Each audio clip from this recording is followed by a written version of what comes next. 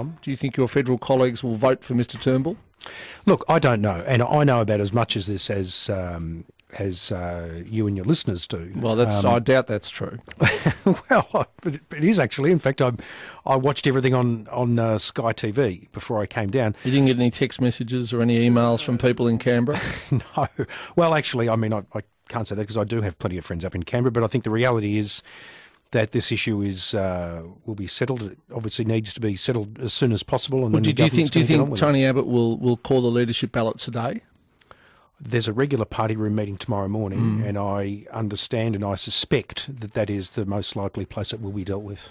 Okay, now this is the last week Parliament sits before a recess, I think, for 3 weeks at the federal level. That's right. I mean, if this isn't dealt with, it just means things are paralysed for the next several weeks, aren't they? Well, that's why if these matters are coming to a head, and clearly they are in Canberra, then the best way is just to deal with it fairly promptly, and whatever comes of that, just to move on.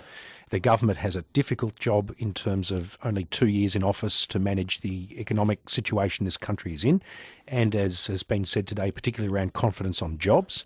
That is what the Australian people want the federal government to focus on, and state government, I might add, and that is what needs to be the key focus going forward. At the start of this program today, I said that Mr Turnbull should not challenge now. I once thought that he should, but I thought that stability was the most important thing, and that an apparent return to the instability of the Rudd-Gillard-Rudd years was the last thing this country needed. Well, I may have been right, but now I'm wrong. We do have that instability.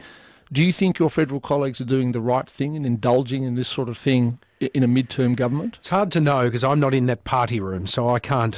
I don't want to make external comment on how others are running their own party room. But at the end of the day, Malcolm Turnbull is going to challenge. He said he is going to challenge. Now it just needs to be dealt with, and they need to get on with it. So I would hope that it is dealt with fairly promptly. And whatever the result, then the federal parliamentary party room and then, of course, the federal government can get on with the business of governing and job creation and confidence in this economy, which is what is needed. Again, various people in the Liberal Party, Tony Abbott amongst them, and I know he obviously does not want this challenge to take place, but I mean, we're very critical of Labor when they were in opposition. You know, the constant leadership speculation of Rudd, then Gillard, then Rudd again.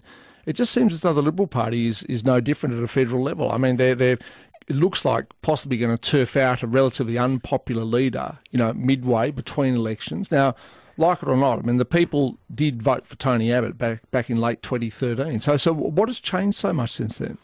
Well, that's a question you'd have to ask some of my federal colleagues. It's not a question for me. Look, I just say clearly there is a leadership challenge in the federal parliamentary Liberal Party. I suspect it should be brought on sooner rather than later. For whatever the reasons that may be, Malcolm Turnbull cites a lack in confidence and, of course, the government trailing in the last 30 news polls, opinion polls. But is that what it should be about trailing in the polls?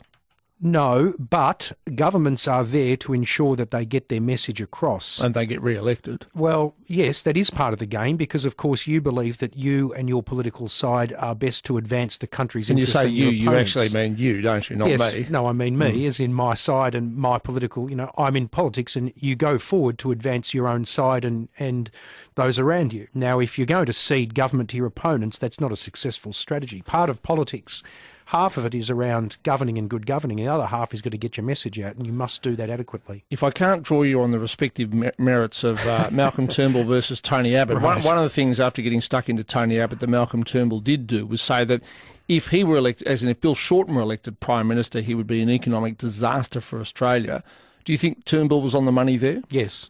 There's no doubt that Bill Shorten would be an absolute disaster for the Australian economy. I think Bill Shorten has shown himself to be, frankly, just in terms of his political leadership, a politician that is simply drawn by who's ever tugging him, pulling him from the sidelines, the strongest. I think Bill Shorten would not be a good Prime Minister. There's no doubt about that. And frankly, the worst thing we could do as a country would be to cede government. That's right. You can answer your mobile phone. I don't mind. I know it's vibrating a lot. It's one of my colleagues, actually. Yeah. So, you've stolen someone else's phone. It's Tim Smith, the member for Q. He's ringing up to say, I'm listening to you on Tom Elliott. I always listen to 3AW. It rates its socks off. You should be too. And I should be telling him that I'm still on it. Somehow I don't know about that. Tom, look, again, I just say Bill Shorten would be a disaster for the economy. We need good economic management. Bill Shorten opposes the China Free Trade Agreement, for example. He's in the pockets of the trade union movement. Got people up the road like Daniel Andrews who don't know if they support it or not. It's a good thing for our economy. We should be focused on jobs and the future and building our economy for our children and grandchildren, and that is the way forward. Shorten will not give that to us. Does Turnbull have the numbers? Is tomorrow's leadership contest a foregone conclusion? No, I suspect not. I suspect not.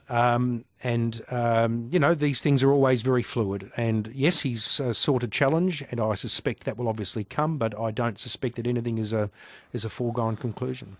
Spoken like a true politician. Well, that's the truth. Calls from Matthew Guy. The truth. I give you the truth. I did. Thank you. 96900 693 13 13 32. It's 17 to 5.